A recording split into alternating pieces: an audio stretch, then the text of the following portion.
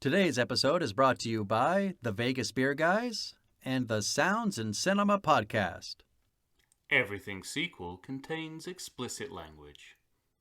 And why the fudge not, you melon farmer?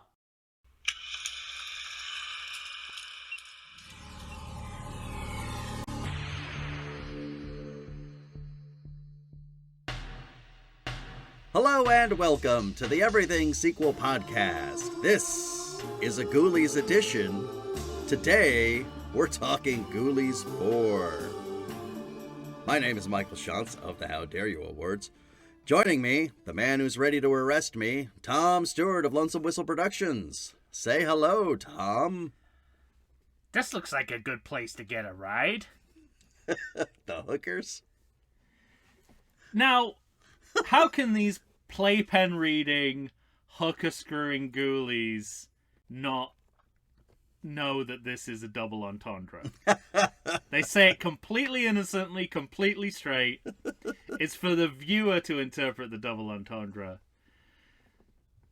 So I don't understand why suddenly they're fraught with sexual naivety after all we've seen of the ghoulies. Of the ghoulies? Yeah, exactly. Yeah, in the last film and in this movie as well. Sure. They're still horny ghoulies. They're still horny. They're not finding magazines. self-aware horny ghoulies. Yeah.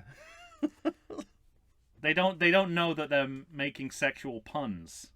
It's fucking great. It's great fucking also. Fucking great fucking. So, oddly, we both have this film at the bottom of our lists. We're talking Ghoulies 4, a 1994 film, directed by Jim Wynorski. But this movie has 36% on Rotten Tomatoes. I don't want to stop for a second. You've gone to business quicker than you have ever done before, which tells me there's something you really want to tell me. I've been waiting. Honestly, we normally have a 5-10 minute preamble. I've never seen you be more efficient. And I know it's because you've got something to tell me about the director. The slightest pause, so I barreled forward. I love it because I'm wet with anticipation. But first, can we talk about the fact that this movie has 36% on Rotten Tomatoes? Because that's the highest for all of these sequels. Oh, well, that's nonsense. I mean, that's enough to basically deactivate Rotten Tomatoes, isn't it? As a website, basically just fucking delete it from the map. Oh. That makes no... So, that's got to be so bad it's good. I would assume so, but... Because it's at the bottom of our list. We both have a soft spot for it, but It deserves to be at the bottom of our list. Absolutely. That's insane. But I have plenty of nice things to say about Jim Wynorski. Well, maybe the distinction is how critics are approaching it, because if they're maybe Ghoulies 2 and Ghoulies 3 they're trying to evaluate as real movies, but this one they're kind of parody reviewing true as excellent versions of a bad movie. You can't discount that. That's a real possibility. Well, that's the only way I can explain 36%. The ratings for these movies get progressively higher, it seems. Yeah. So it's the inverse to how we rank them. Correct. Yeah, exactly. And we're lunatics, right? Our opinions are not to be trusted. Yeah. But in this case, we're the rational ones. Yeah, compared absolutely. to what Rotten Tomatoes are doing. This movie, like our... And I don't like it. I don't like the feeling that we're the voice of reason here. I don't like it. That's not where I see myself sitting. That's not implied in our mandate at all. Well, this movie, like our last one, no money corner, because it's a direct-to-video release. This I knew was direct-to-video. I didn't even check, but I didn't have to. Yeah. Plainly obvious. There was no... Yeah. The fact that the name of the company that produces it is Cinetel. Yeah, that's what I wrote down. My first note, Cinetel Films.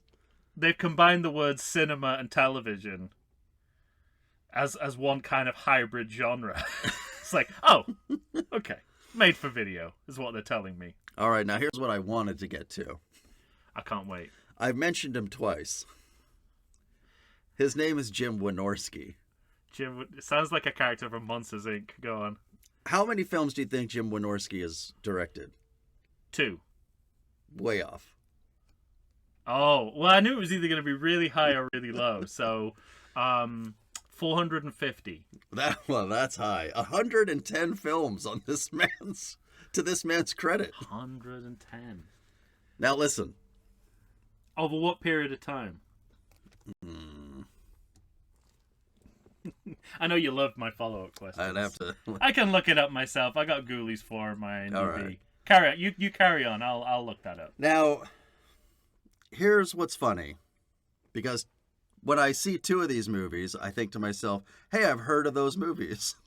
Okay. I know what those movies are, and they are The Return of the Swamp Thing." Mm-hmm. Oh. As well as, well, this one I don't think I knew existed, but I knew because it's a sequel, so it'll be in our lives. But I knew of the original one, and that's 976 Evil 2. Wait a minute, isn't that the Robert Englund directed movie? 976 Evil, the original, Yeah. or Yeah. oh, I don't know. Look that up while you're fiddling around there. I will. So for first one's 1984. Last one is 2024.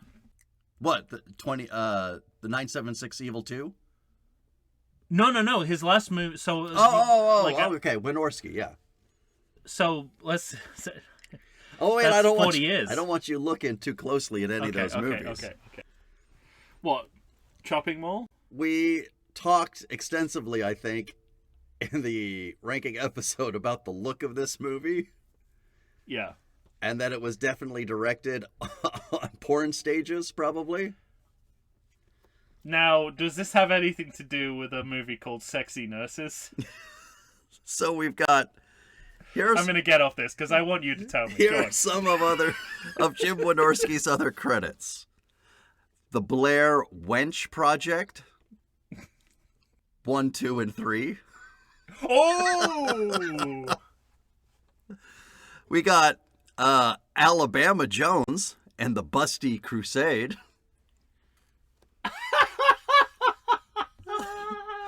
Well, we know what we're doing for Patreon for the next 2 months. The Witches of Brestwick 1 and 2. The Witches of Brestwick that's legitimately good. That's a legitimately good title. Because it should be because that's like a double pun. It should be West Witch. Yeah. So they've gone West Witch and then and then made it Breast. That's good work. I love that. House on Hooter Hill.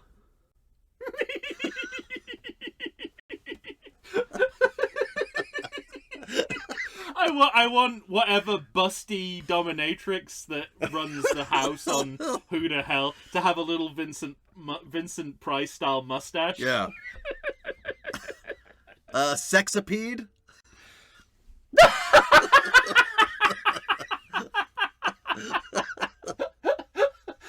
This is a porn version of the human centipede, yeah. and how exactly do you do a porn version of the human centipede? We've got Shark Babes and Bigfoot or Bust, Attack of the 50-Foot Cam Girl, and then there's this outlier. It's called A Doggone Christmas. Oh, wow.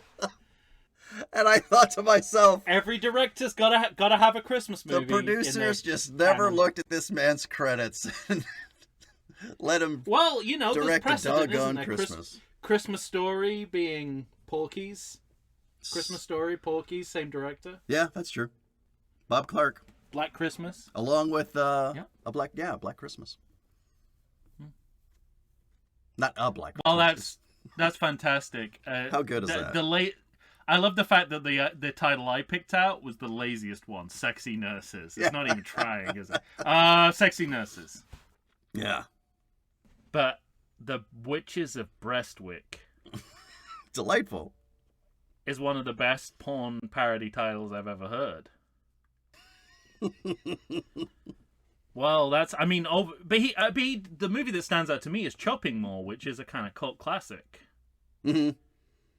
Even though it's like it's a slasher movie, but it's about robots. So it's the original Terminator. Yeah. The Terminator of its time. Oops. Well, that's. I've been dying to go amazing. over these with you for quite some time. Yeah, I can imagine. That was hard to keep on the inside. Yeah, that's wonderful.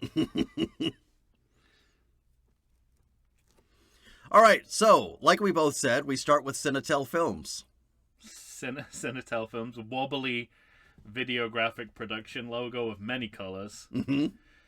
Makes me extremely happy and excited. And then we're straight into Dominatrix. Yes. So I really just feel like we've picked up where the last movie left off, but without the frat boy pretext. A busty babe breaks down the warehouse door, is what I said. And this is what made me think that she was a legacy actress, because why else would you have such a grand entrance for her? Right. With this, I mean, she literally explodes through the door. Mm-hmm. And the reveal is sort of like, there should be recognition in that reveal to justify the grandeur of it. So when there's no so is this a legacy character? That's the thing, though. That's why I asked you, because the same actor from the first movie is in this movie playing the same character. Yeah. But he looks like a different man, and now he's a cop, which is nothing to do with the first movie. That's not even on the radar. Definitely not whatsoever. Yeah. And this movie makes it seem as though it should be his girlfriend from the first movie, but this is not her. Not even the character. No. Okay. And with the dominatrix and her encounter with her first encounter with the security guard, you'd be like, this could be a porn. This could be a witch's of Breastwick situation. And then it sort of takes a left turn, and it's like, oh, we're a fight film with a Chinese star to the head. Yeah, we're now a fight film. Yeah. So she goes from sex worker to overly sexualized action heroine at this point. The movie's telling us that. And you've already spoken to it, but the way that those guards are just dispensed one after the other, none of them in the same shot. Right. And it's almost like, I'm sure this wasn't deliberate, but each one of them is a less good actor than the last. They get progressively worse. They get progressively worse as actors as they go. And maybe it was just a sense of, who's left? That guy. He doesn't look comfortable on screen. We need to do this 8 times for some reason. That's funny. And she's stealing artifacts from this Raiders-style warehouse. This Raiders-style warehouse. I like that there's one box that says to Cairo, but it looks like it's written in the scrawl of a child. Yeah. So she's kind of a Lara Croft prototype, I guess. I don't know if Satanism was in Lara Croft's biography. Wheelhouse. Probably not. But certainly the outfit reminds me of Lara Croft. Sure. And I love that this is like 2 derogatory female tropes fighting each other for dominance. Mm-hmm. So, idea, woman as the slave of the devil, but she also fucks it up for the devil. Yeah, right. So it's like all the derogatory stereotypes of women in screenwriting working at cross purposes. Yeah, it's weird, too, because every time she summons him, she has to put, like, a corpse in the pentagram just to get him to show up. Yeah. And, like, that corpse just disappears, and then out comes Faust. Yeah. It's an interesting system. You think they'd have figured out, like, a better way to do this by now. Well, my next note is, new Ghoulies, who dis?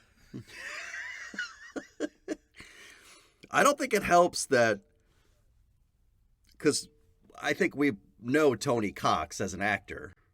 Sure, yes. I don't know the other guy. His name's Arturo Gil. But their names in the movies are Ghoulie Light and Ghoulie Dark. This is the problem. It's not good. Not good at all, no. And thank you for taking the bullet for me. Now I don't have to mention it during my credit check. And it just seems unthinking, like they didn't even get that there would be a racial component tinge to that. Yeah. And like the mask that Tony Cox has to wear kind of looks like a blackface mask. I mean, it's not. Well, think about Tony Cox. He's got so much prejudice to contend with as an actor because he's African American and he's a little person. I mean, you know, it's amazing that he's kind of risen to the top in the way that he has. You know, I still think of him in that Foo Fighters video with the putting his penis in the popcorn. Oh yes, of course.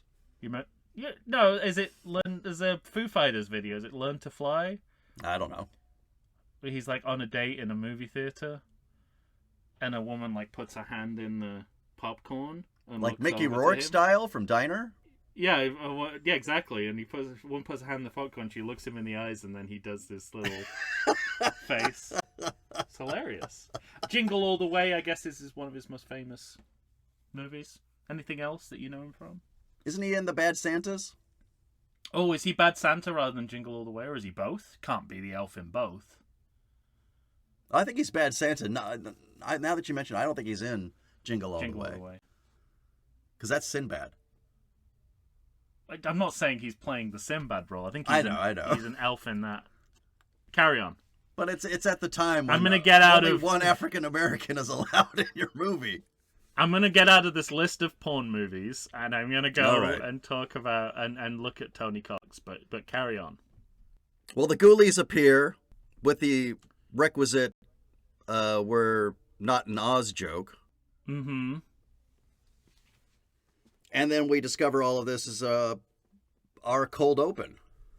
Yes. Because we got to go to what I deemed the animated whirlpool credits. Yes, I definitely got something to say about those. Oh, I think you're right. I don't think he was in Jingle All the Way.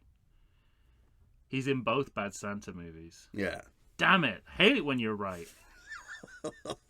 He's in a movie called Tumor and Gooch, where he plays a tumor. Lost me there.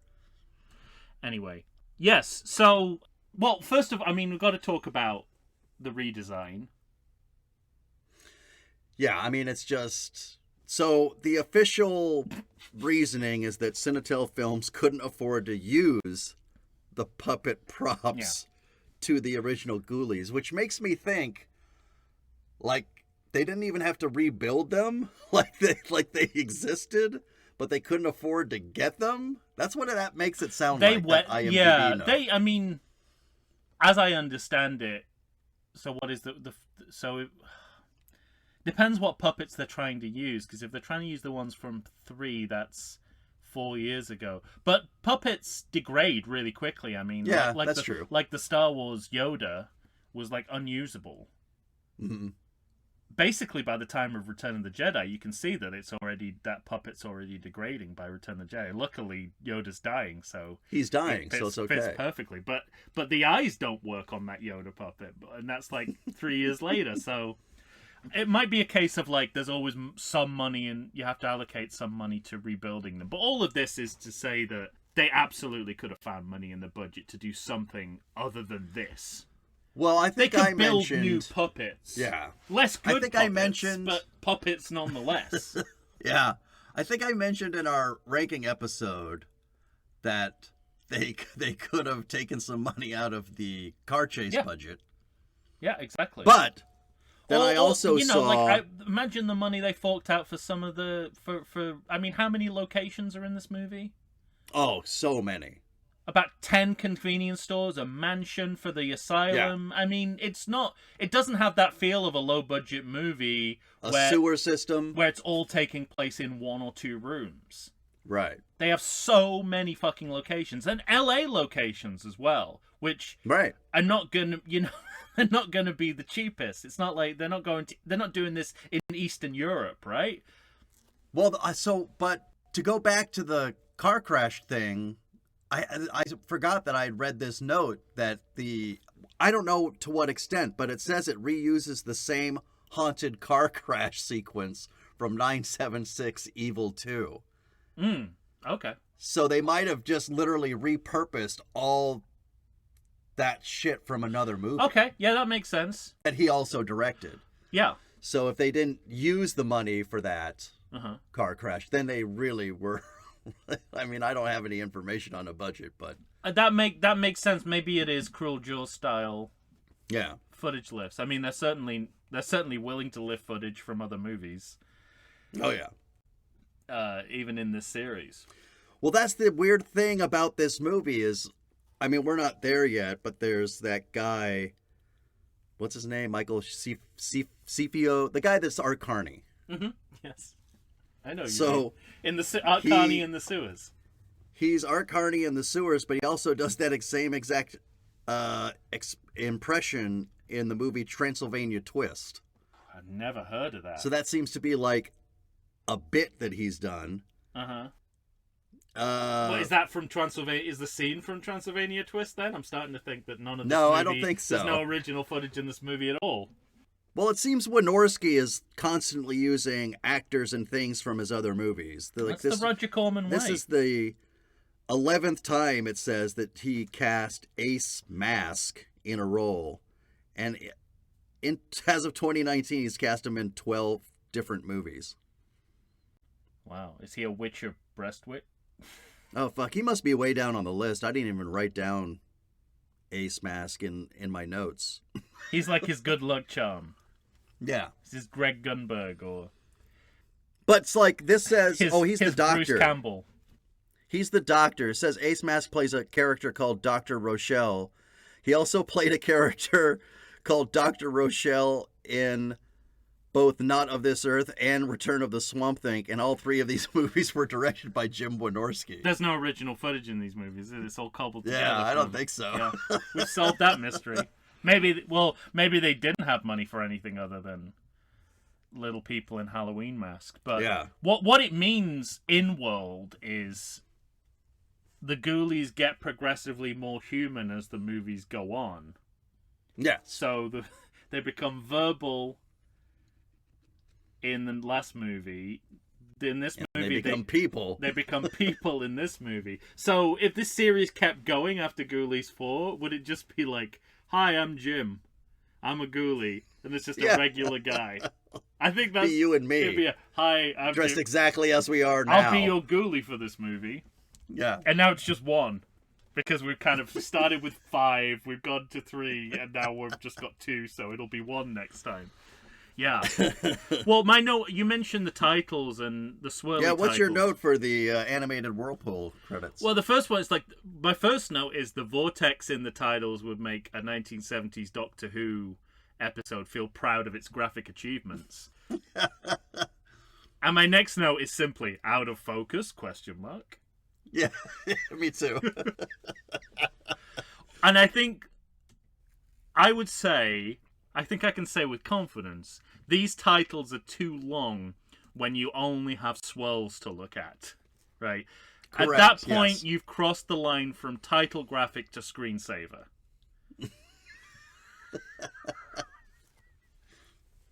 And my other note is it feels like we're padding for time from the title onwards. Yes, there does feel like a lot of this movie feels like padding for time. This movie could have conceivably been shorter than even 84 minutes. Oh yeah, this title could lose 2 minutes. Mm-hmm. It's interesting that now that you've told me about Wynorski, is that his name? Yeah, Wynorski. It sound like I feel like I should be shouting that as a police captain. Wynorski, get in my office. The opening shot in your badge. It makes Put 'em sense on my that table. that this is a veteran director who's been around, because the opening shot of this movie is kind of from a high and wide enough angle.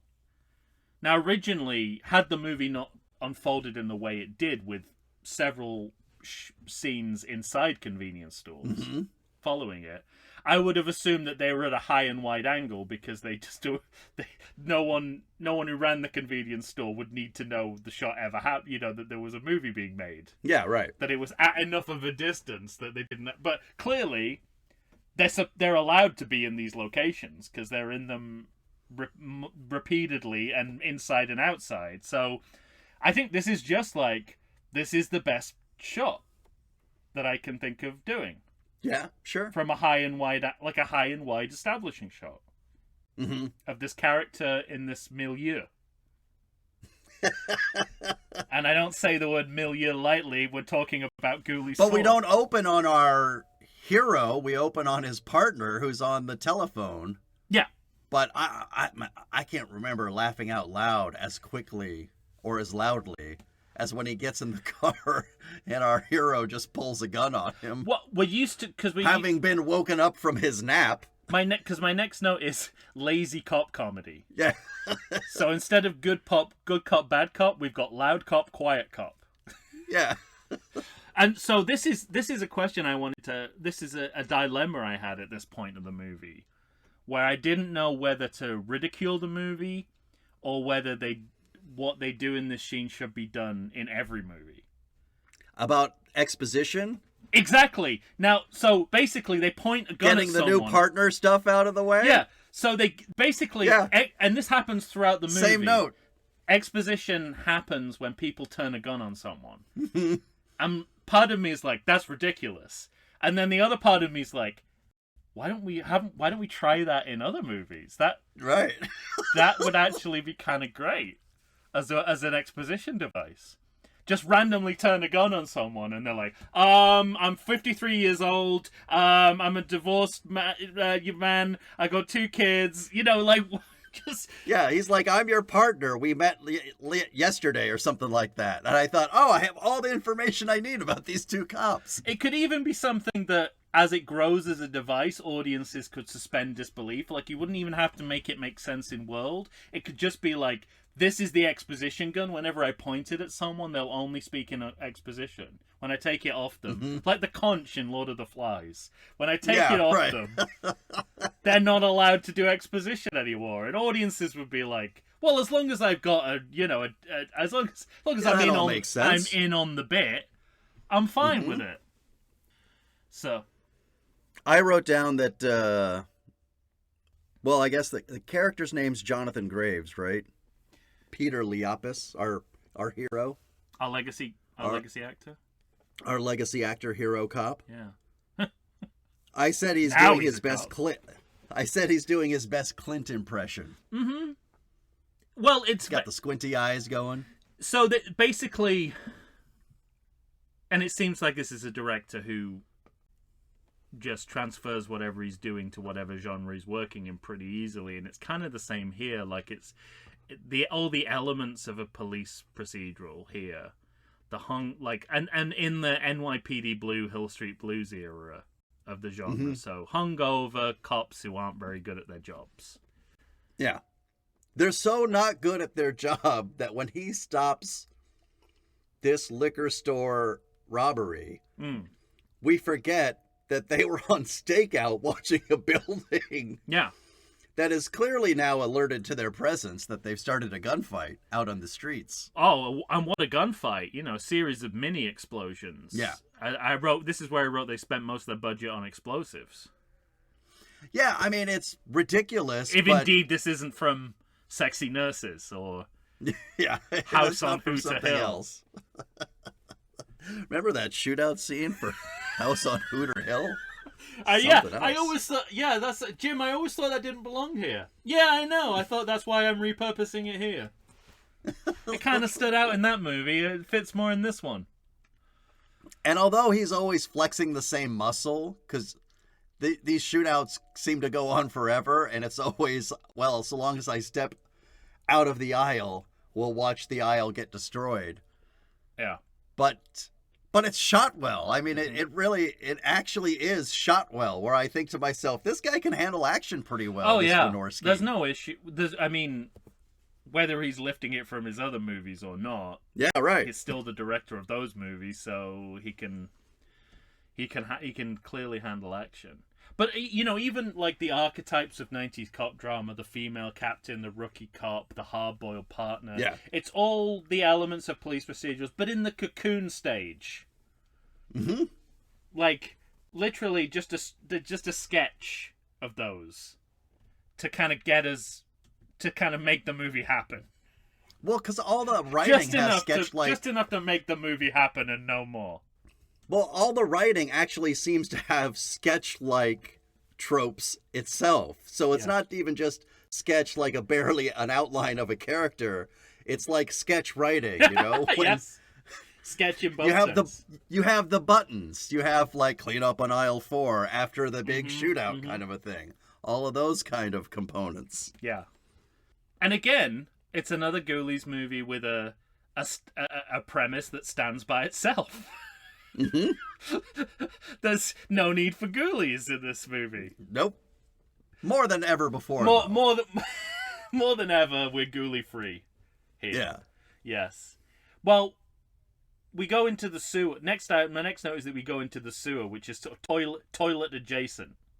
Not just that, I wrote down that was a really great transition. Like we watch the car take off. The camera pans down to a manhole cover. Before we cut to the sewer, we hear voices in the sewer.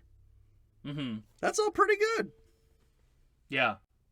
I'm on this guy's side at this point, Jim Wynorski. Well, it's also upping, as any late sequel should do. It's upping the ante. Mm-hmm. We've had a toilet. We've heard a toilet. We've seen a toilet. Now we're in an actual sanitation system. Right. We're where the toilet goes. And my note here is, speaking to the Art Carney of it all, who are these 1930s vaudeville stage characters working in the sewers? It's like they're assembled from the parts of old comedians. If you show me Art Carney in a sewer, I assume he's going to be important to my story. But no. But it turns out no. They're both dead pretty quickly. Yeah. And then there's stuff that whole scenes revolve around aspects of production that are clearly done for budget reasons. So they immediately rip the radio out of the car. Yes, right. So now they don't have to make it look like a cop car. It could just look like a regular car now, because a scene has begun with someone ripping the radio from the car. Yeah. And I like that idea. More movies should do that. They should just be like, we're in a fire engine. I'm going to throw the hose out of the window. So now it's just like an SUV. I guess we forgot to mention way back in the opening warehouse scene, part of the problem for the woman was she found this crystal that was going to Cairo or some shit like that. And it's the crystal they needed to bring Faust back, and then she accidentally destroys it like a stupid woman. Completely, yeah. And so, but our hero cop has another one of those crystals, and that's why all of this is happening, just so you know. The Ghoulies are literally summoned as a byproduct, as an afterthought. Yeah, it was just like...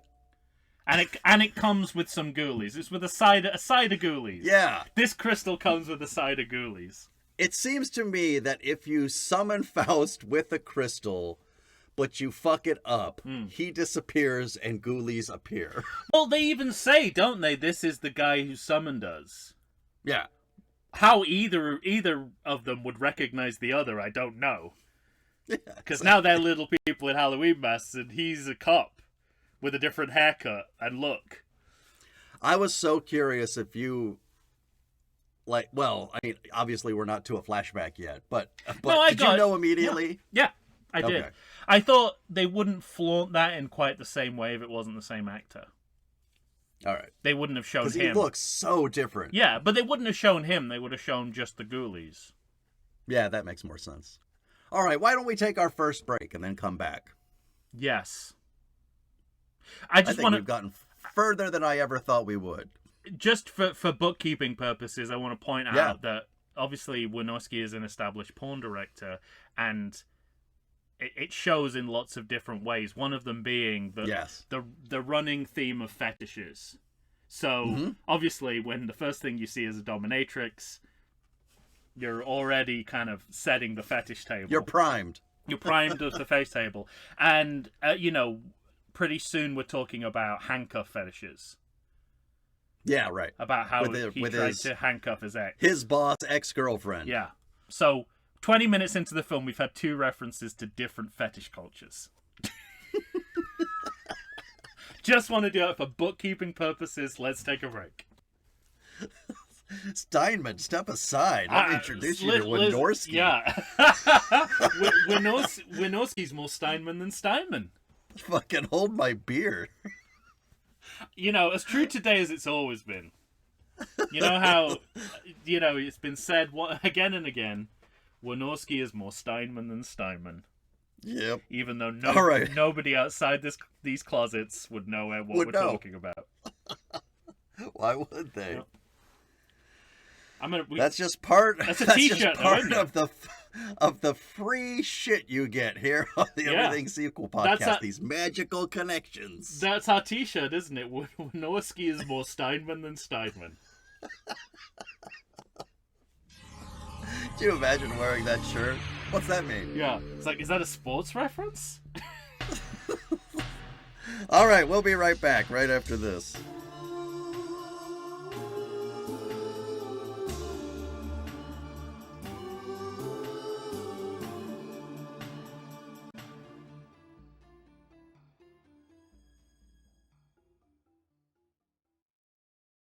I like to think I know something about beer, but nowadays even I get overwhelmed when confronted by the exhaustive selection of craft beers they have at bars, breweries, and even grocery stores. Back in the day you had one, maybe two craft beers to choose from, and if you were confused, you ordered a Guinness. But in beerstinations like San Diego, the craft beer options lately are in double, sometimes even triple digits. So what's a beer drinker to do? You need what I need, the Vegas Beer Guys. Your beer of choice should be a perfect blend of malt and hops. And so a live show about beer needs that same balance. And the Vegas Beer Guys matches beer expert Dan Aker with self-proclaimed beer novice Stephen J. Weiss. The results are eminently drinkable. They're on Facebook, they're on Instagram. They'll try new beers, they'll tell you about beer. Think of them as your beer Sherpas guiding you up a foamy-headed mountain to reach the peak of your pint. God, I need a beer.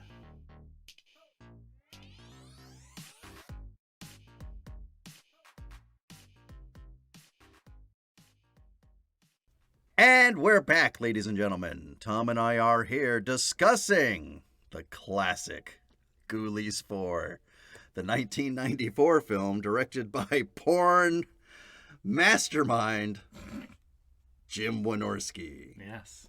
This just delights me, everything about it. I'd forgotten that where we are in the movie now, the Ghoulies haven't even got out of the warehouse yet.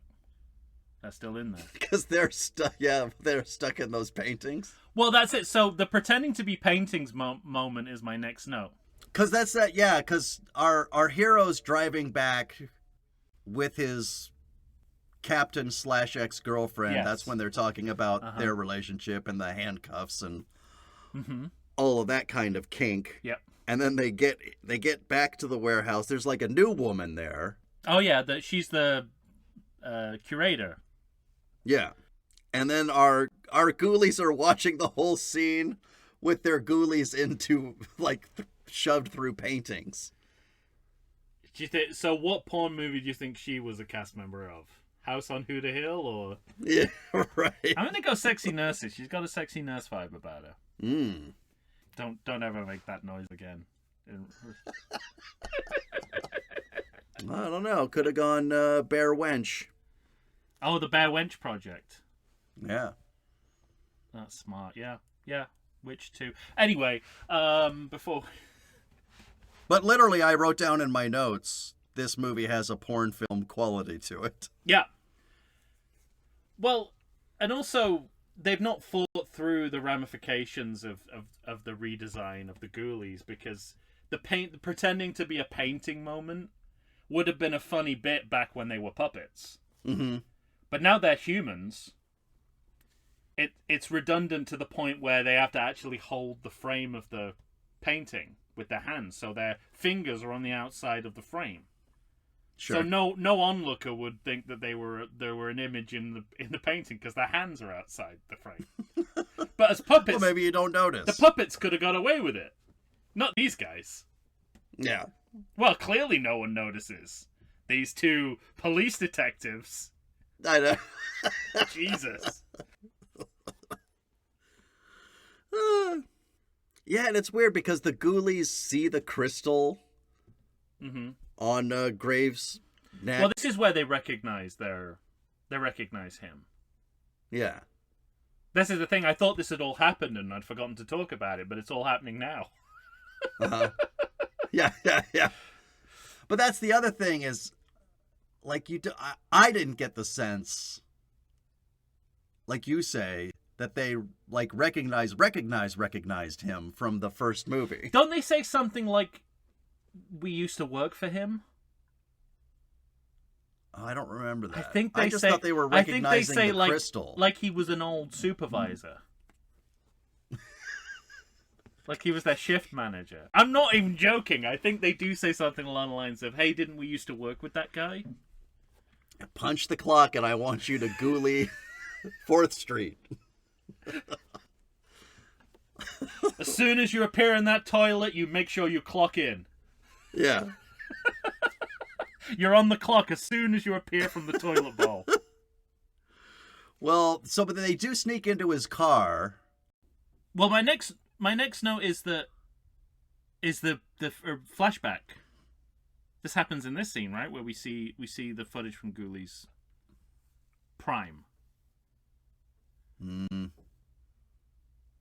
I've got my note. Is all of that flashback to original ? Okay, I didn't write it down. Did I not write it down? Seems well. Weird. Why would you? You've seen the whole movie. Yeah, that's true. But that happens before. Does the flashback happen before he's explaining to Kate about the ancient language? I think it's like as a to complement that. And then, but before he lets her go, because then he goes to the liquor store and somehow gets into another shootout at another liquor store. Well, right? I just want to take a moment to talk about the flashback footage because this speaks to a tendency that we've seen in later sequels. Thinking about Battle for the Planet of the Apes as a prime example of this. Uh-huh. So later sequels like to glom legitimacy off showing clips from the original or early movies in the series, but what they end up doing as a byproduct is highlighting the disparity in production values. Except for, I don't know, this one seems kind of on par. Well, but I still think there's a hierarchy. Like even though, you know, if you stepped outside of the Ghoulies canon, you would say, well, it's all fucking horrible. None of it looks good. You know it looks better than this. So sure.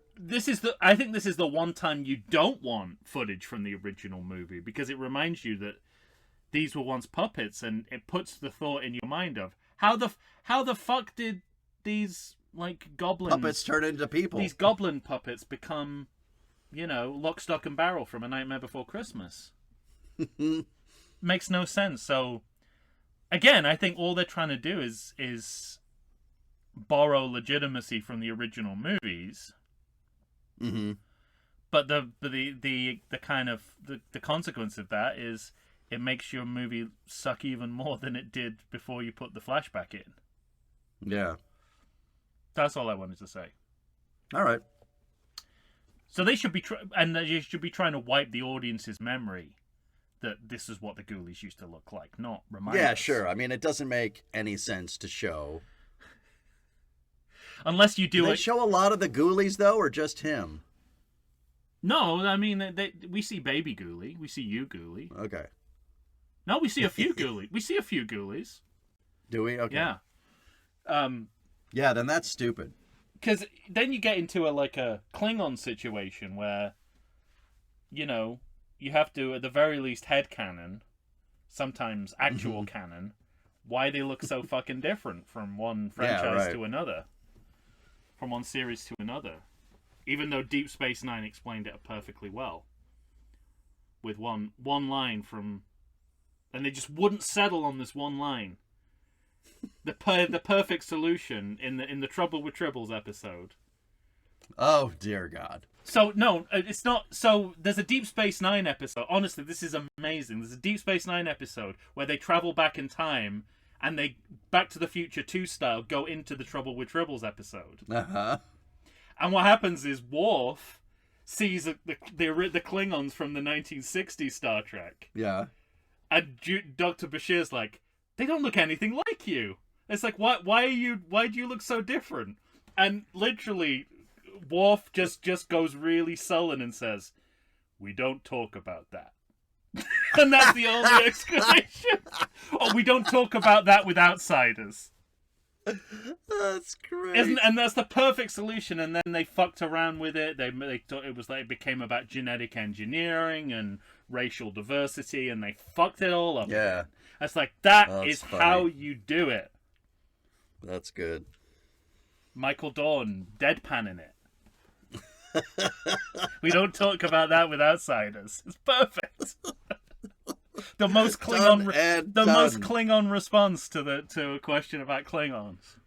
Oh, good stuff. Yeah. Meanwhile, the Ghoulies are firing shotguns in his cop car. Yes. Now when we get into the convenience store, the clerk, Yet another convenience store, the clerk is wearing what I would call a lazy turban. In that it's a turban that's not connected to any particular culture or religion, really more acting as a hair tie to signify that he's an actor in brownface. Yeah. Oh, see, this is where I had the flashback to the first Well, there's movie, another is one right here. I about think now. there's two.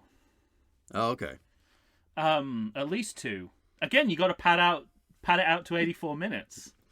I called that porn film quality look to the film the Wynorski touch. Yes. Unfortunately, the Wynorski touch is also a criminal act. Yeah. It's more than one thing. I think that's what Spacey was charged with, was the Wynorski touch. The Wynorski touch. Although it seems like what's he called, Harvey Weinstein, has been successfully prosecuted for the Wynorski touch. I heard. Wait, successfully prosecuted? One charge. One of the three. Okay, one charge. He got, one charge he got. He was acquitted of. Yeah, two he got acquitted on, but he got one of three sticking is good for sexual assault cases. Sadly, Fucking put him away. unfortunately. Well, if he's as infirm as he pretends to be when he goes into court, Yeah, like Cosby style. he's about to die. Yes. Well, Cosby is like legally blind, isn't he? He's playing it up though when he was bumping into shit. Did he really? Yeah. Oh my god. Well, the man, he's a showman, right? He's Yeah. got a... Was he also kind of dancing? Like in the Cosby Yeah, show? it's like... Let's just like ram straight into like a door jam and was like, oh, look at the treatment they're giving me. They don't even tell me there's a door jam. Do you remember Vinny the Chin Gigante? I do not. When I was coming here in the, I guess, late 90s, it was like on an American trip, and on TV there was the coverage of the Vinny the Chin Gigante was an underboss of Gotti, Okay. and he was being prosecuted under the RICO statute, and Sure. whatever his dumb consigliere was like, just pretend you're sick of dying or something. And so he would turn up to court in his pajamas, unshaven, pretending he didn't know what was going on. And then photographers took photographs of him like when he's not in court, like sitting out on verandas drinking espresso with his in full suits. Idiot. Yeah. Vinny the Gotta Chin play the Gigante. long con. Mm-hmm. Yeah. Well, that was the thing, because the Uncle Junior storyline was half based on that, but their twist on it was he was pretending he had dementia, and then in the course of that, he got dementia. And it was one of my favorite episodes of The Sopranos, where like he falls down the courtroom steps. They realize that they could get a mistrial out of it, and they have Junior has to try and pretend. Like, I think they say to him, "What is your name?" He's like, "What's a name?" It's like, no, you can't do that. Like, you can't. You're gonna know what your name is. But then by the end of the episode, he's like going next door. You going like to next door neighbor and saying, "Can I have some milk?" and stuff like that. My next note's about after the use of original footage, cars crashing on the road, and I put this is impressive practical action, but I guess I agree. Reusing the footage is what makes it work for their budget. I guess so, but it's impressive. But having said that, he still directed it. Yeah, and it does also kind of look like, one of those moments where you're putting your actors' lives in danger. But the practical... Well, at least they're not doing it again. True. At least they're doubling up. The practical nature of what he's shooting, it's ridiculous, and the angles he's getting are things I've never seen in a car chase before. No. So I was fairly impressed with it. I thought to myself, this guy directs action well. Well, my exact note is, like, most low-budget films would kill for a set piece like this now. Yeah, exactly. And to do it all practically. With that final explosion into the Transformer. Right. But when we go back to the C plot, where our ghoulies appear, they're now like morally conflicted because they save a woman who's being mugged. Also, like in the previous two movies, the ghoulies are always trying to hide from people. They're not hiding from anyone here. They're just wandering the streets in daylight.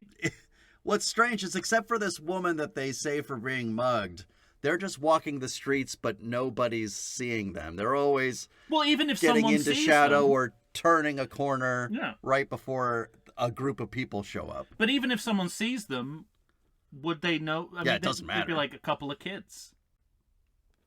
Right. I mean, literally, there's no reason why anyone would go, there's a couple of humans walking down the street. Mm-hmm. And it's kind of interesting because there's a meta quality here. Because they pick up movie extras. They rip off the little strip of paper, which has a phone number about being movie extras. Oh, yeah. So they're trying to make a joke about little people in fantasy movies, which is what they're doing as well. Right. So it's kind of interesting. Kind of. I don't think we... Kind of interesting. I don't think we mentioned it when we talked about Ghoulies 2, but there's a meta quality to them as well, because the people was talking about, how do you make them do that? And how do they look so real? Yeah, right. So there's a sense in which they're mistaken for puppets. They're mistaken for part of the attraction. As part of the attraction, and they are part of an attraction. And there's nothing in Ghoulies 3 that is about that. Oh, this is the note I said I was looking forward to telling you about. Okay. Now, it sounds racist, so I just want to warn you. This is your warning shot. It sounds racist, but it all turns out okay. All right. So when I saw you referred to him as the Miyagi-style janitor in the building. Yeah. My note was, kamikaze pilot. Again, sounds racist. Yes. But that's because I instantly recognized him as the kamikaze pilot, the retired kamikaze pilot from Curb Your Enthusiasm.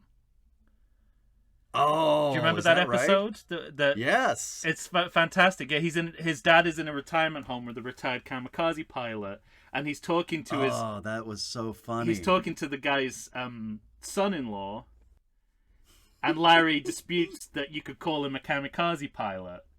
Because he didn't actually kill himself. He didn't die. Yeah. And it ends with him, like, his mechanized wheelchair going across the room to attack Larry while he's going, Banzai! It's an amazing scene where it was like, what are you saying? You're saying that he didn't complete his mission. He tried to complete his mission. I'm saying that instead of heading into the plane, he might have brushed off the side and thought, I don't know if I want to do this. So anyway, I was like, wow. Oh, man. Seinfeld handyman. I mean, there are deep connections in this movie. There are? Let's see. You said that with such confidence, and you apparently had nothing to back it up. Well, my next note is strobe-light attack. That's what I put. Strobe attack for keys. Oh my god, we have the same notes. Yeah. Trying to squeeze out the dregs of comedy while also giving its audience an epileptic fit. Yeah, it seemed to me too. It seemed budget related. Sure, yeah, you only have to show half of it. Yeah. Now our hero gets lured to the warehouse by Alexandra, Yes. the dominatrix. Yeah, so there's I have written down there's an Oren Vaz fight. Oh, because she kidnapped his partner too. I forgot about that. Yeah. Well, kidnapped by consent, I think. Well, yeah. But the reason he doesn't have the crystal is that his hooker girlfriend stole it from his neck. Oh, yes. I forgot about his hooker girlfriend. Yeah. Well, that's what makes him a real Sipowicz, isn't it? Because he's like dating hookers like season 1 Sipowicz.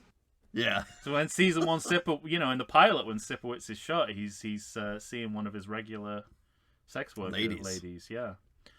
Oh, what a great episode that is. I wish I was there. I wish I could have seen the first episode, not knowing whether Sipowicz was going to survive the pilot, because it really looks like they establish his character and then kill him instantly.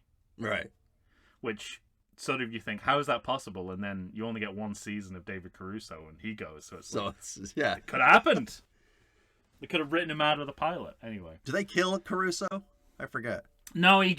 So the story goes basically David Caruso alienated every single person on that. No, set. that I know, but on the show. Well, no, so his exit was kind of built around that. It kind of okay. They wrote an episode where he became disillusioned with the job, and then halfway through the episode he went, "I'm going. Internal affairs are on my back." So, and as Stephen Bochco describes it, he walked out. There's a shot of him walking out of the door of the precinct, and he just kept going. David Caruso continued on, left the set, left the studio, and was never seen again by anyone involved in the production. That's great. So that was like his final shot. He just walked out the door and never came back. Didn't wait for a cut, or can we do it one more time? I'm out of here, fuckers. I dream of exiting a job like that. Oh yeah. I remember being in the closest I came. I remember being in a show once. This doesn't reflect well on me. That I hated being a part of so much, so much. By the time it got to the final, I don't even remember if there was like a last day party or whatever. But I was like, I can't stand be around these people anymore. I kicked open the emergency exit backstage and walked down the alleyway and into the street, and that was it. And I just left. You got your moment. The final curtain. Well, I did, except I don't think anyone noticed. That's the other problem.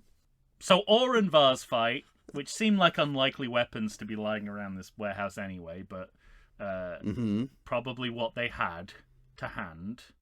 And then I guess this is where all I wrote was asylum scenes, but I remember them being really good. Particularly the one shot scene when you realize that he thinks he's on the phone to someone who runs the asylum, and then it's revealed it's just all the crazy just inmates. The lunatics. Yeah, they put down the phone and they all start going crazy in one shot. They just start going bananas. So I really liked whenever we cut away to the asylum. I thought it was always really well done. Yeah. And I loved how they all look like Frank Zappa. In fact, I would have loved the movie to be based in this asylum, quite frankly. Well, they all look like all the guys that start roaming the lawns in Halloween '78. Yes, absolutely. I kind of wished it was set in this asylum. Yeah, right. And maybe the Ghoulies get loose in a Ghoulies in the asylum. Oh, that's my sequel pitch ruined. Ghoulies in the asylum. I may do that. I'm not proud. No need to be with the Ghoulies. Another fridge bit comes right after this. A bit with the fridge. When they're in the apartment, they check out the fridge. And I'm like, why didn't the Ghoulies do? Yeah, and I was like, why didn't they just show a clip from the last movie where they go with the fridge and beer? Yeah. And the return of the... Oh, something else I noticed in this scene, which shows just really how little thought has been put into into the creature design. The Ghoulies have got modern shoes on with rubber soles that you can see visibly. Yeah, of course. But not even clogs, moccasins, something oldie world, just anything oldie worldy, but they're just there in fucking sneakers. And you can see the rubber soles on the bottom of their feet. So, did they get those in hell? Where did they get those shoes? Mm-hmm. Is there a Foot Locker in hell? Well, how much exactly can you expect from Ghoulies 4? I think part 4s are generally pretty good overall. No? Quest for Peace. Okay, well, obviously that's the exception that proves the rule. But and all I can think of are more exceptions like Jaws the Revenge. I'd like to say Batman and Robin, but I know you won't pay any attention to that. That's hard. That still makes it harder for me to argue. Live Free or Die Hard? Yeah, that's a good one.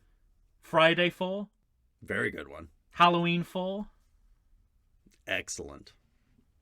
So there's 3 and 3. 3 to 3. 3 to 3. There we go. Let's call it a tie and move on. Let's call it a tie for now. Yeah. We'll see. Reconvene. We'll see where we are after the Rennie Harlan directed Nightmare 4 sequel. All right. Let's take a break and then we'll come back. Okay. Talk about the horror film we're actually supposed to be talking about. Good.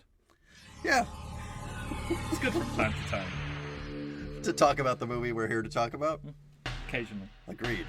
All right. We'll be back. Oh, no. I got another sex question. Excellent. Only as these Ghoulies, apparently.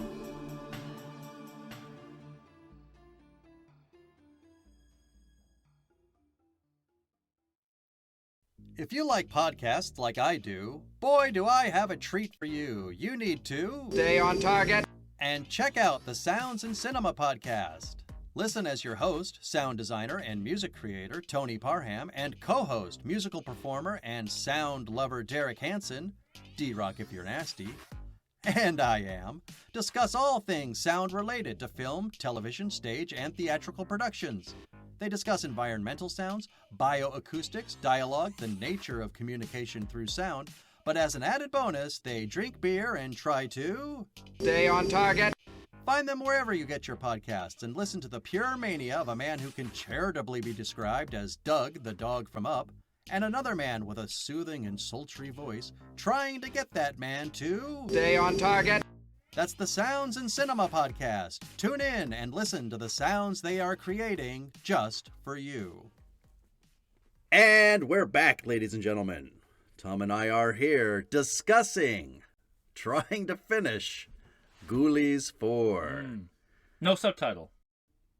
No subtitle, no colon. Another reason why you like it. Ghoulies 4. Ghoulies Done. 4. And Roman numeral 4. Yeah. Which is always good to see. I like that. Did they ever... Well, this is a long conversation, but generally the Roman numeral 4 is what they use. They very rarely use the digit 4. I don't know. You mean which is used more? I think the Roman numeral, all the examples probably I can think Roman of. numeral. Whereas 3 and 2 can be either or, normally, I would say. Demands more research. It absolutely does, and it's research that we should have done at the time we were discussing the movies it's associated with. And then some of them are weird, like Alien Cubed and The Accountant Squared. The Accountant Squared? Yeah. What is that? The sequel to The Accountant. What's The Accountant? Ben Affleck. I didn't even need to know there was one of those movies. Is he an assassin or something? He is. Didn't they just do one of those with George Clooney as an assassin called The Tourist or something? Or The Visitor? Or anyway. The American, you mean? Yeah. That's a older movie. Same shit. No, it's different. It's all just Leon with different actors. I literally just watched that yesterday. Of course you did. Yeah. Although Leon, I guess, is Day of the Jackal reimagined. It's not. How did it rename itself? The Professional? Yeah. That was its title. Not where I grew up. Oh. Well, when it came out as just The Professional. In America, now yeah, it's but Leon, everywhere else, The like Professional. in France and Britain, it was always Leon. We didn't know it as The Professional. We don't have a problem thinking about a title in the way that apparently the American market does. This was also around I think maybe even the same year. You got nothing but problems Maybe in the same with my titles. in the same year as Madness of King George, which of course was changed from the Madness of George III because they didn't want people to think it was the third film in the series when they released it in America. No, for fuck's sake. Didn't want people to say, well, I haven't seen 1 or 2, so I can't go. So I'm not going to go see 3. Yeah. Which, to be fair to the country I live in and don't want to be thrown out of, yet, currently, as of the time of recording, Shakespeare worked on that principle. Henry V, Henry VI. Yeah. He based whole plays around different numbered monarchs. So there's precedent even problem. within the canon of English literature. Anyway, it's not what we're here to talk about. Yeah, get on track. At least would it's you? sequel related, though. If you say so. I do have a sex question. Yeah. This is becoming. Of course you do. I'm wondering whether this segment is going to outlive Ghoulies. That now once a movie, I'm going to be like, I have a sex question. Well, it's more about sexual desire than sexual acts, I'd say. Go on. And I wanted to. And I don't know why I keep referring to you as if you're some sort of agony aunt. But you're the only person I can talk to, I suppose. But and certainly not anyone female anymore, because we've alienated all of those from our listenership. But Of course. was there, and when was the cultural shift from the eroticization of male butts to the eroticization of female butts? Because there's a scene in this movie where the female captain is looking on adoringly at the detective's bun, like naked butt. Graves' butts. Yeah. And I like, this feels very much of the era. Like, buns were that was the way that men were eroticized in popular fiction. Like seeing Mel Gibson's hairy ass in Bird on a Wire. Yeah, or like, tight jeans with buns. Yeah.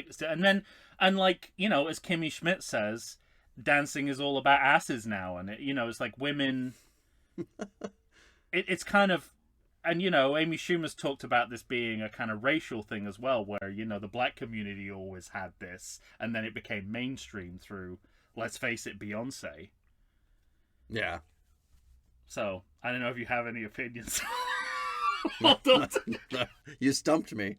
But now, like, I don't know. I don't feel like men are depicted this way in popular culture anymore. Whereas in the 80s and 90s, that was how you kind of, eroticized a male body. Was by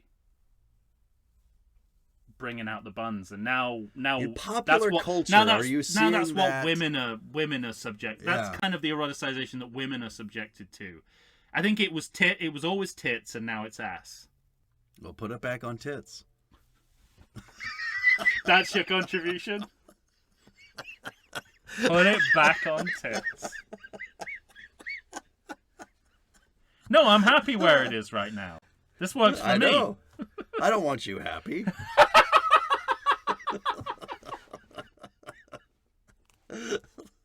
Anyway, just a thought that, like, I don't think you get a shot like that in a movie now. I think it would be the other way around, if anything. I'll tell you what I didn't like.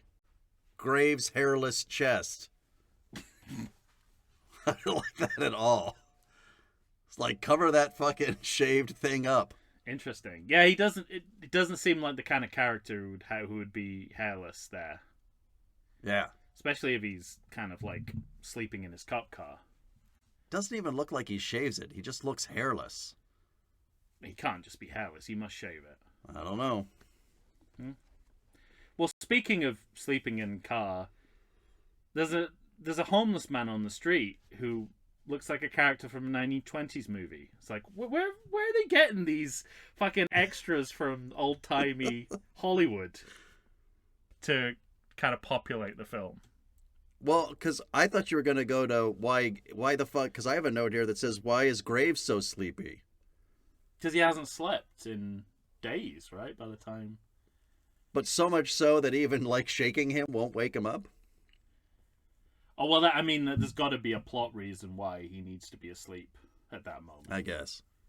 I don't know. I mean, it hits you eventually, doesn't it? I suppose, that kind of lifestyle. Is the homeless guy the guy they turn into the demon? Yes. Yeah. Another great bit of prop comedy, which is all done off screen, when the dominatrix exits the shot and then suddenly all these boxes fly into view. So she's sent off to go and get a guy to sacrifice. She walks out of shot. Suddenly you see all these flying boxes appear, and then she comes back in with the guy. I don't remember that. It's just a really nice bit of off-screen comedy that they've done. All right. Oh, I do remember that. Yeah. I do remember that. Yeah. Which is, again, those weirdly competent moments scattered through these movies. Speaking of competency... Go on. I do wonder that... Because when Faust appears, it's so clearly just... Him. Graves in a hood. Yeah. But the movie thinks it's kind of maybe pulling the wool over your eyes. Yeah, that was my note, that I think this movie thinks that it's keeping something hidden that is plainly obvious. And what that reminded me so much of The Phantom Menace, which is yet to come out in 1994. So I wonder whether George Lucas was like, yeah, this is how I want to do Darth Sidious. He watched this. Yeah. So... Want to leave? I mean, maybe he was walking past Skywalker Sound South. Not that this particular movie would have been dubbed there, but yeah, I think this would be Skywalker Sound Annex. Yeah, and then the Ghoulies meet some hookers. Yes. You're never far away from a sex worker, a dominatrix, or some kind of a fetish in this movie. I think it's weird that this professional porno director gives us no boobs in this movie. Are there really no boobs in this movie? Yeah. Wow. That's weird. That shows you how much of an ass man I am that I didn't even notice. He was so restrained. In some senses.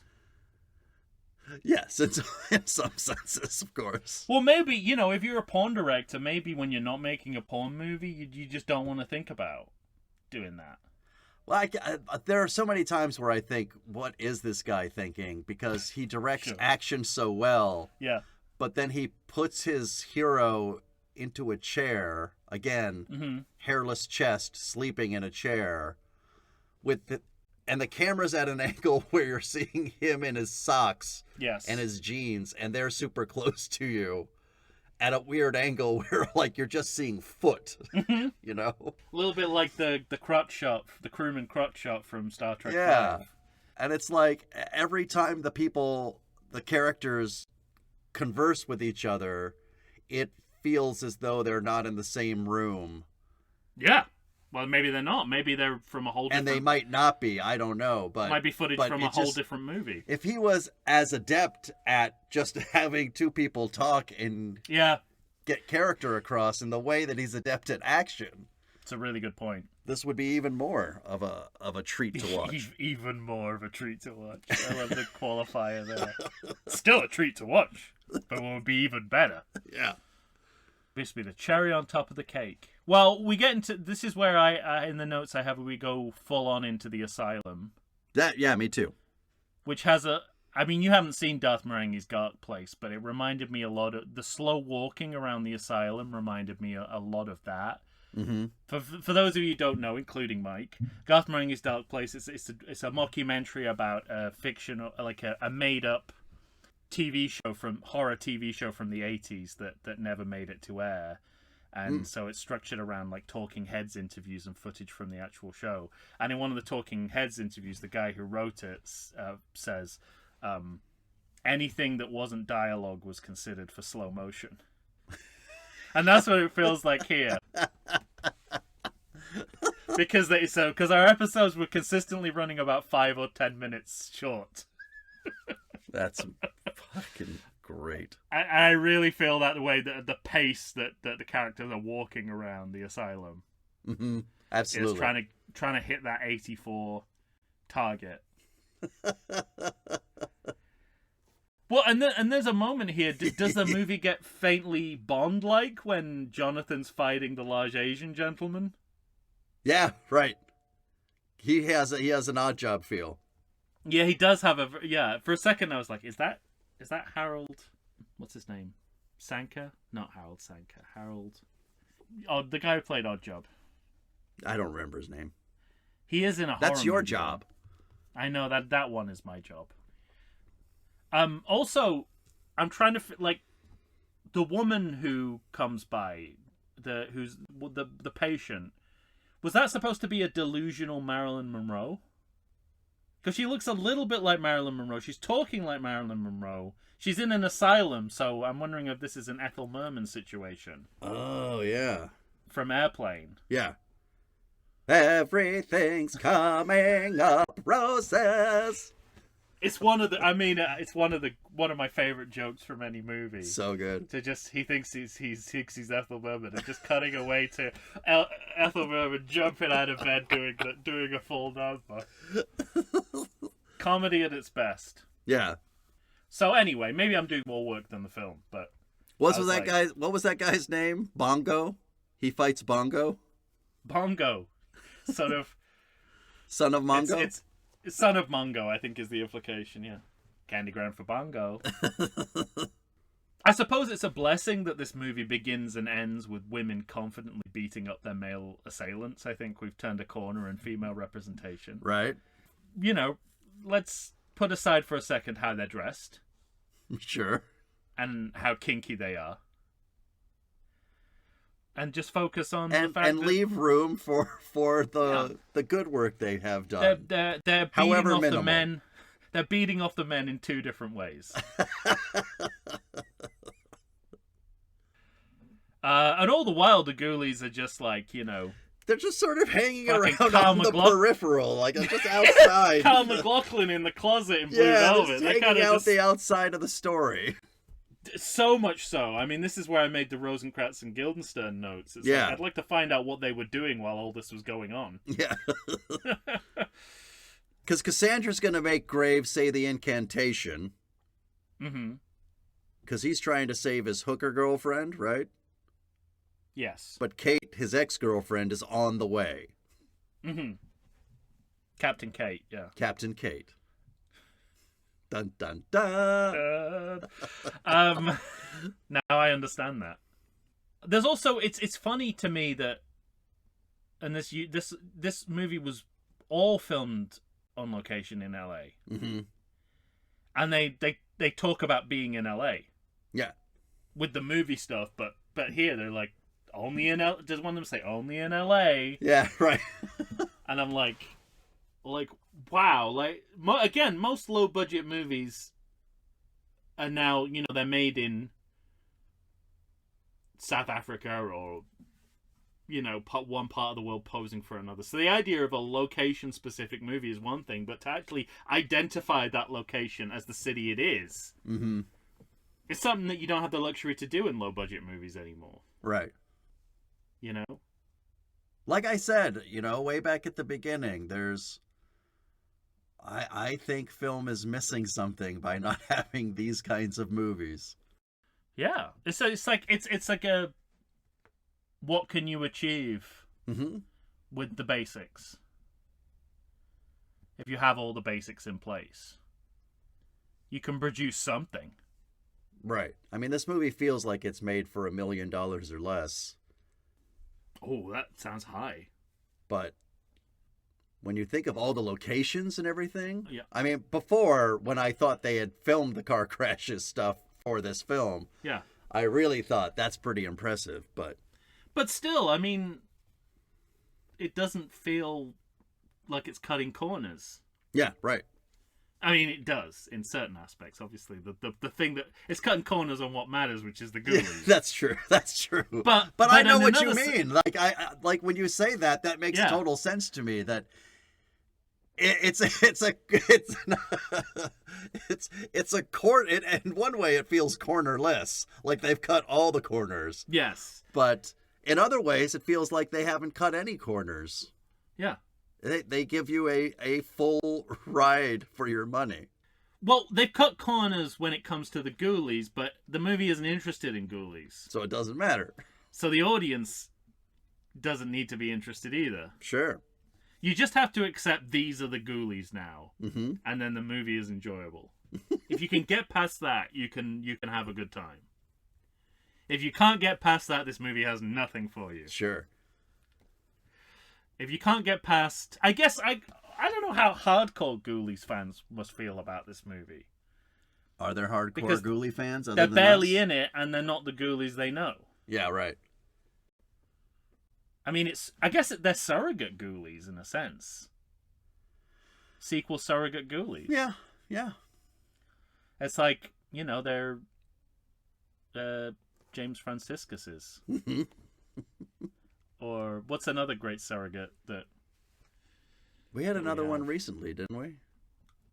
And I think it was a kind of a Pepsi Francisco thing too, because Franciscus, he's not James Franciscus. Oh, yeah. James San Francisco, yeah, James Franciscus. but I think it was Pepsi Charlton Heston. I think it was another one of those because the actor was in the film too, the original actor. Yeah, The fuck was it? that happens all the time, almost to the point I can think of no examples because that happens so often in the movies we've looked at. Oh, I know, Beverly Hills Cop. Hector Elizondo. Yeah. There we go. But he is a straight surrogate because he's John Ashton. Mm-hmm. But the other thing is that the Ghoulies kind of saved the day for everyone. That's what I was gonna say. So they have this moment where they They're get the the heroes crystal now. and throw it to Kate, and she kind of lasers everything away in a Schwartz kind of way, like. Well, so so it's not just a redesign of the look; it's also the content of the Ghoulies, the character of the Ghoulies that's been redesigned. Because now they're helpful. Yeah, they're like helper elves. Uh-huh. But so because they started out as vicious murderers, then they became pranksters with a sideline in murder. Mm-hmm. And in this movie, they're basically the heroes, Yes. or at the very least, harmless. Helpful. They're helpful. Yeah, that when they do intrude on the plot, they're helpful to the people in it. And I mean, maybe this says something about sequels. If villains stick around long enough, they become heroes. But this is 4 movies, right? Uh-huh. This is only 4 movies. The transformation that's happened over the course of these 4 movies is staggering. Stunning. Yeah. Well, staggering. I don't know about stunning implies it's beautiful. It could be shocking. Yes. And we end with more handcuff fetish talk. We also end with, is it like don't we start the credits and then the Ghoulies come back? No, you're thinking of. Oh, maybe we do. Yes, yeah, that's right. They come back out of the vortex. Yeah. For literally to talk about the sequel. Yeah, a House Party 4 down to the last minute style. There you go. Promise. Yeah. I'm so glad you said that because you have a better chance of remembering the subtitle than I have. I'm pretty sure it was down to the last minute, but I couldn't rule out Tonight's the Night. That was very funny. I couldn't believe the similarities Exactly to those the same. 2 movies Yeah. and the same poll they And they're both the 4th. Oh, so good. Both the 4th in the series. Really and made they're me both laugh. straight to video. Yeah. But it's also interesting because they say aside from the delusions of grandeur, obviously, that anyone would want to make another sequel. Mm-hmm. They say Ghoulies 4 Part 2 rather than Ghoulies 5. How great was that? Ghoulies Part. You want to Ghoulies turn this 4 into a Part 2. multi-part movie, a la the Harry Potter couplets or Kill Bill? We got a sequel to our sequel. Talk about delusions of grandeur. I mean, that takes it up. Oh, it's really good. Yeah, but I mean, I suppose in the kind of negative camp when it comes to female representation, the captain who has resisted becoming a sub for the entire movie has now resigned themselves to being this guy's sub. Yeah. So, and forgives him for being Satan adjacent. All his transgressions. Let's say Satan adjacent. I told you it was a long time ago. This guy should be locked in that fucking tiger prison from Kung Fu Panda where they put Ian McShane. Shouldn't be allowed to get out. Yeah, well, that's all I had. Obviously. Yeah, Kate and Graves kiss, and Mancuso, the other cop, goes with his ex-hooker girlfriend. Mm-hmm. Done and done. Is she an ex-hooker? Not an ex-hooker in that way. His like Graves' ex. Oh, I see. Yeah, she's still hooking. I think he's officially breaking up with her, so she is. Which I like it. Ex, I mean, but still a hooker. I kind of like that they don't make her give up being a hooker. Yeah. Not that they've thought about it. Like No. But it's kind of sex positive. The way that sex workers are usually treated in these movies, she would have to give that up in order to be the lead's heroine. It's quite progressive that a police officer has a romantic relationship with a prostitute, and that they go back to that relationship. Because Sipowicz had that, but it was framed as something he shouldn't be doing, and he went off and had a wife and a child. Mm-hmm. Two wives and two children. Peter DeLuise. Who's that? Doesn't he play one of his sons? Oh, Tom is that the name of DeLuise's the actor? son? Yeah. Oh, wow. I don't know. The guy who plays Andy Jr. Not the little. The guy, his grown son. His grown son, yeah. Yeah, Andy Sipowicz. That guy's amazing, and he looks so much like a young Dennis Francis. It's crazy. He's great. Oh, I didn't know he was Dom DeLuise's son. That's amazing. Yeah. Well, I'm into credit check. Do you have anything else? I do have one thing that's credit check adjacent, but it happened right as the credits started, so I'll say it before you get to your credit check. Please, yeah. Because I was watching this on Prime, and you know how every platform service has no respect for credits, the content and credits that that are on their platforms, even when the film is still going. Yeah. Like, have you seen that screenshot someone took of what happens on Netflix when Psycho ends? Oh no. So it's still basically because the credit, the credits start to come up when when Norman's right before Norman's face becomes a skull. Yeah. And it's like someone took a picture and it was like, why don't you try watching Squid Game? And then there's like a little box in the corner of the room where Alfred Hitchcock's Psycho is still continuing. And the streaming service has decided that is not worth watching. Oh. So that you can find out that fucking there's a new season of Virgin River or whatever that fucking thing's called. Well, for me, Yeah. up popped 15 seconds to Frankenhooker. Yeah, that perfect. Good job, Prime. The algorithm is working perfectly. And I thought to myself, I gotta tell you, that might be a Jim Wynorski film. I gotta look that up, but it wasn't. No, but it's that speaks well of the algorithm that it picked that out. Sure. Sometimes I can't see the connection. That I can totally. I was so hoping it was a Jim Wynorski film, Frankenhooker. It's interesting when AI gets something like that right. Mm-hmm. Because you for a second you think, oh, maybe this could work, and then it'll do something completely counterintuitive. Yeah. Like, showing, like, you're watching a series, but it doesn't show you the sequel. Like in the, you might also like the sequels to the series, even though they're available on the platform, do not appear. Right. Like, I might also like the sequels to these movies. That's just common sense, but it's common sense that the algorithm doesn't have. Yeah. So I thought that was good fun. Very good. Why don't you give us your credit check? I have more credit checks, by the way. Oh, great. Well, chip in whenever you want. All right. So, Indian clerk, played by John Dan, which I think says it all about how what we tolerated in terms of Indian brown face through to the 1990s. I mean, the Simpsons only stopped doing a poo 3 years ago,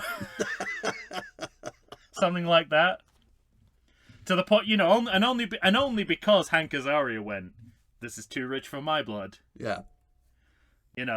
I'll continue to offend homosexuals, but this is now off limits to me.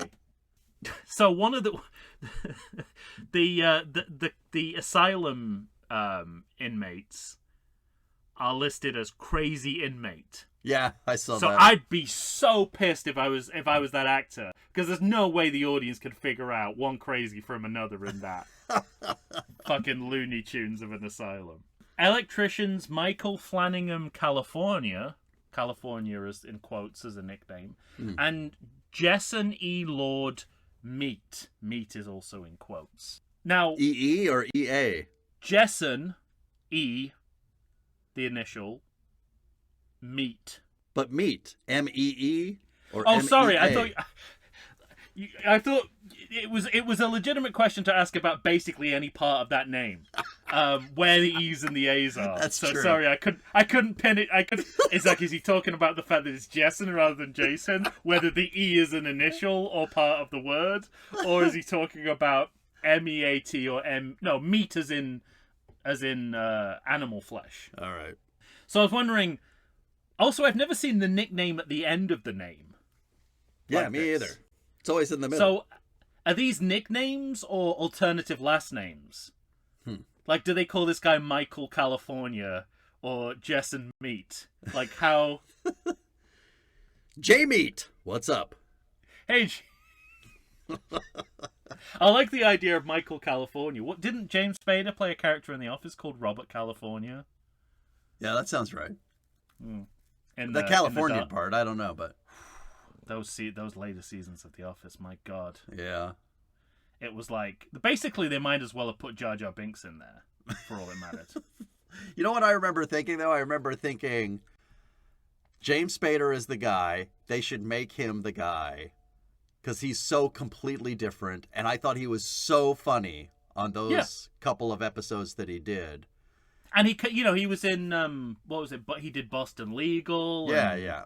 He guested on Seinfeld, so he could totally do it. I mean, I was waiting for the next season when they explained it, and then immediately it was, they sloughed it off as though He gave it to Andy. and they gave it to somebody else, but that he convinced the company that he should own the company or something like that. I forget. Oh, that's exactly what happened. Not something like that. That's exactly what happened. All right. I just remember thinking, what a bummer. Like, what a wasted opportunity. Yeah.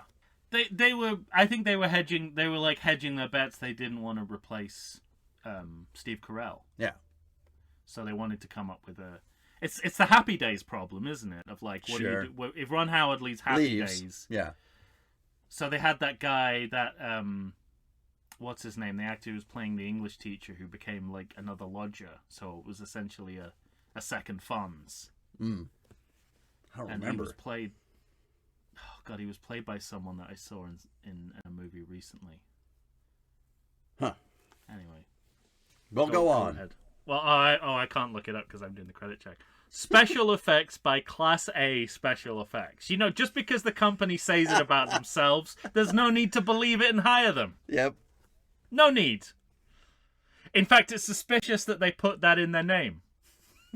The first thing they said was, we can't do the puppets. I thought you were Class A. No, we're called Class A. Yeah. That's not a promise. I love finding the credit for the honey wagon driver, which is the shit truck. Yeah. Joe Al Corso, and I just like the fact that I'm keeping track of the toilet situation both on screen and off screen in these movies. And then my favorite, this might be one of your credit checks as well. Is it the special thanks? Yes. Go. Madam Zolta. Yes. Reader/advisor. Reader/advisor. So we have special thanks. Tino Insana, Danny Mann, and Madam Zolta, reader/advisor. And I wrote down, one of these things is not like the others. And Danny Mann is obviously Danny Steinmann incognito. Yeah. Filming all the horny scenes. I figured Tino Insona is the guy embezzling all the money for the mob. Special thanks. Wow. Look at you. Yeah. You've come of age in the credit check, making those kinds of observations. That's amazing. You found the potential embezzler on this. Mm-hmm. Oh, no, that is not. Reader/advisor. That's the T-shirt. Reader/Madam Zolta reads. Madam Zolta, reader/ technical advisor and spiritual kind of therapist. What it sounds like. Now, I tried to look up Happy Days, and it immediately went to a 1978 movie called Happy Days. This is the plot. A mid-aged couple with 6 kids are running a pickle shop and get divorced with 3 kids each. The family members find each other years later with a funny story. So... Well, that sounds great. I don't think that is Happy Days, the TV series. That doesn't sound happy. They weren't all Happy Days. And then, like my last note was filmed entirely on location in Los Angeles. Yeah, well, that was implied in the mandate, but yeah, I didn't mention that. So funny. Yeah, I mean, what movie? Even high budget movies can't claim that anymore. You know what I thought of? I thought how location scouts for The Shield looked at this movie first. Yeah. And said, yeah, that's where we got to go. Ted McGinley? You know who that is? Yeah, of course.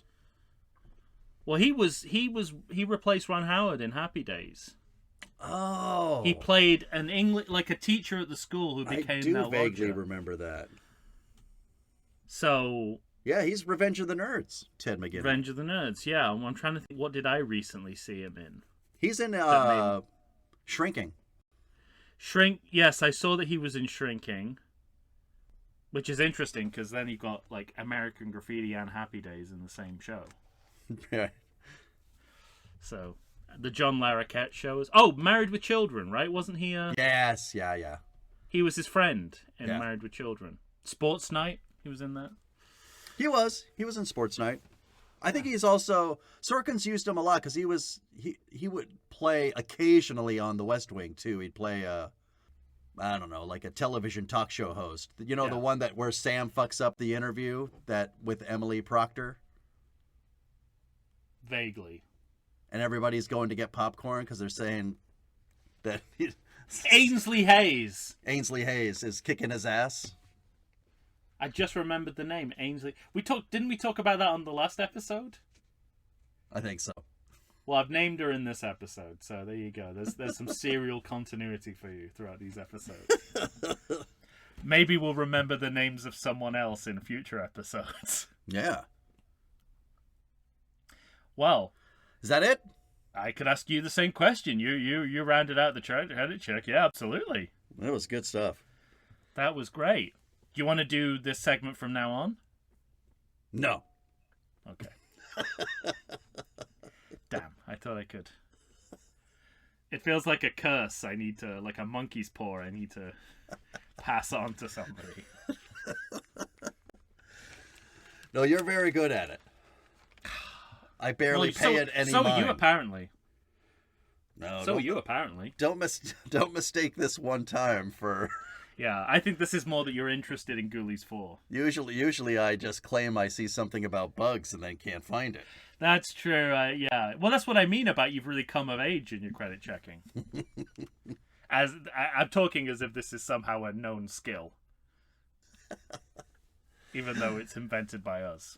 All right, ladies and gentlemen, you're going to have to tell us what you think about Ghoulies 4.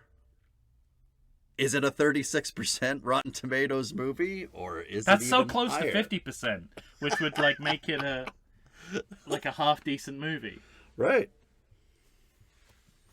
You're going to have to tell us what you think. Find us where you find us. Do all the things. You know what to do. I'm not going to say it. Social media. Yeah. The hellscape of the internet.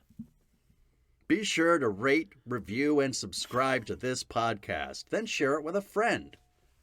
I want more people to listen to this podcast. Share with a friend. Share it with a friend. Sign up to our Patreon.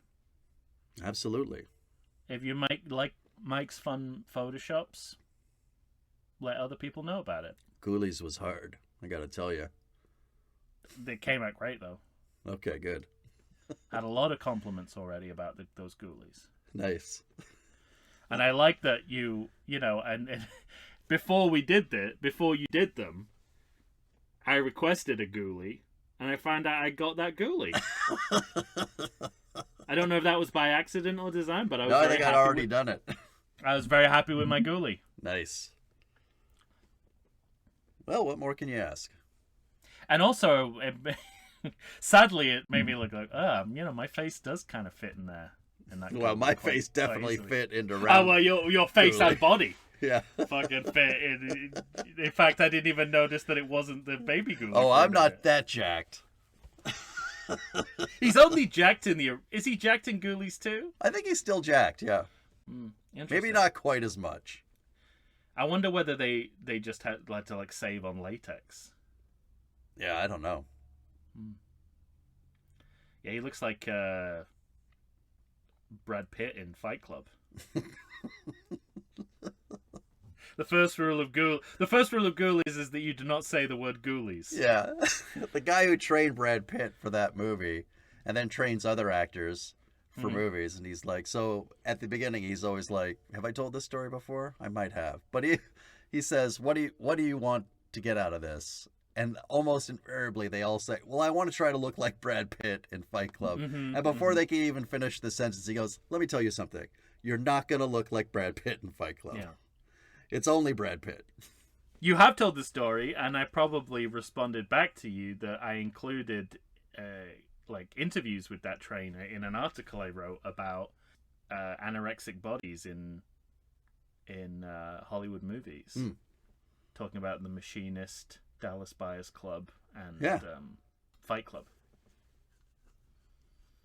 So, because the weird thing about Brad Pitt in Fight Club is he's kind of, it's like an underweight look as well as a jacked look.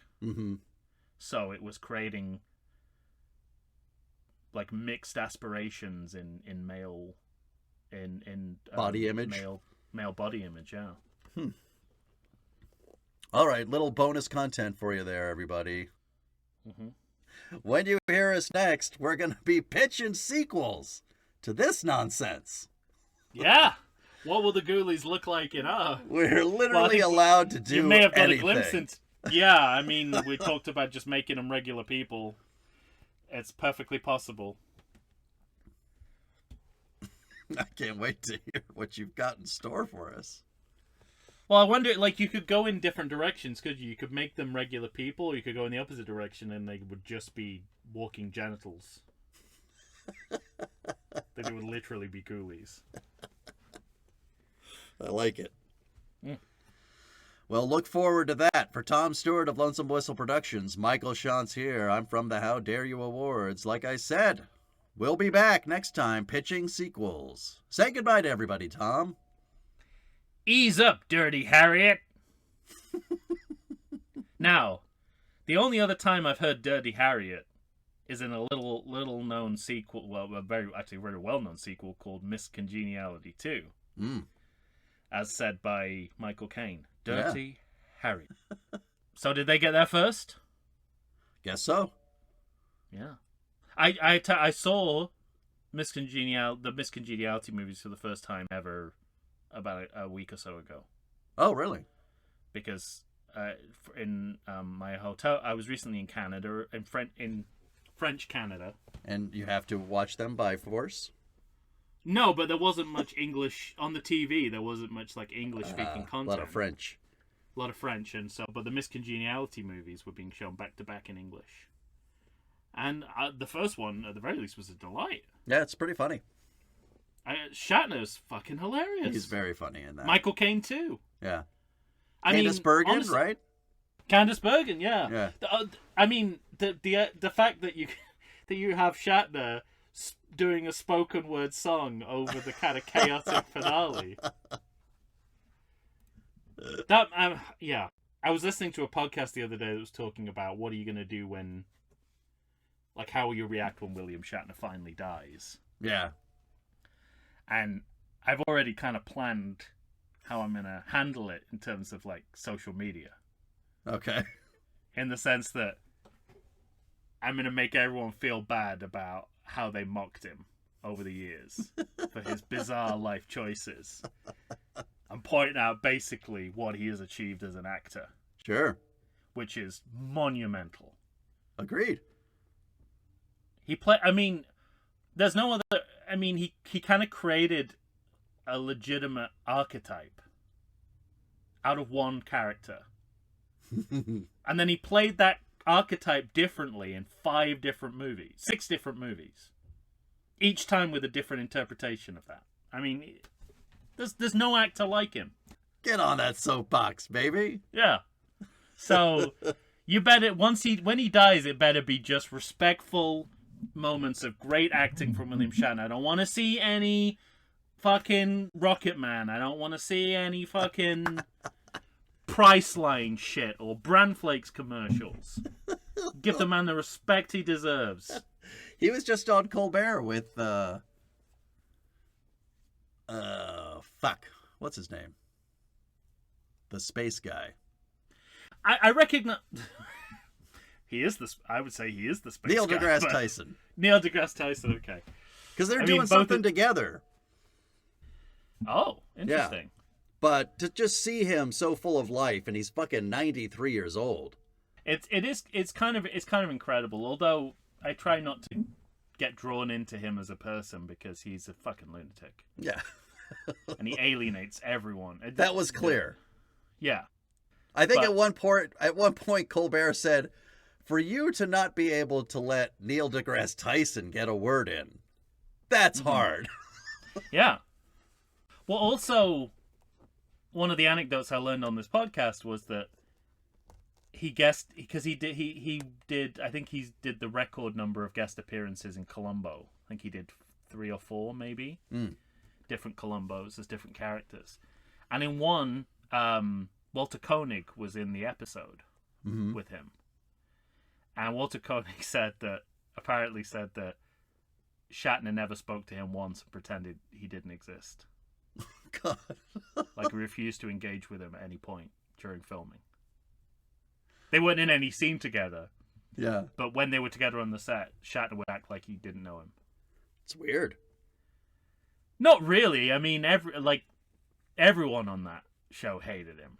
Okay. Apart from Leonard Nimoy, who eventually ended up hating him. I don't think I knew that. I didn't know everybody hated him. Oh, yeah.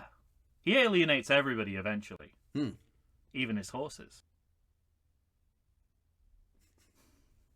Wait. I thought you meant did everybody hate Shatner or Koenig? Shatner. Oh, I thought you meant everybody hated Koenig. No. Okay. But Shatner basically blanked him for the entire... Yeah. I don't want to get into that interview where he said that Leonard Nimoy pleaded him to direct an episode of T.J. Hooker so he could get experience on directing for Star Trek 3. Right. This is just general sequel talk at this point. We've moved beyond. I mean, listen, we had a nice kind of tight show, and now it's unraveling. Yeah. It is unraveling at the final hurdle. But now I'm thinking about it. Base a Ghoulie on William Shatner, that would work, wouldn't it?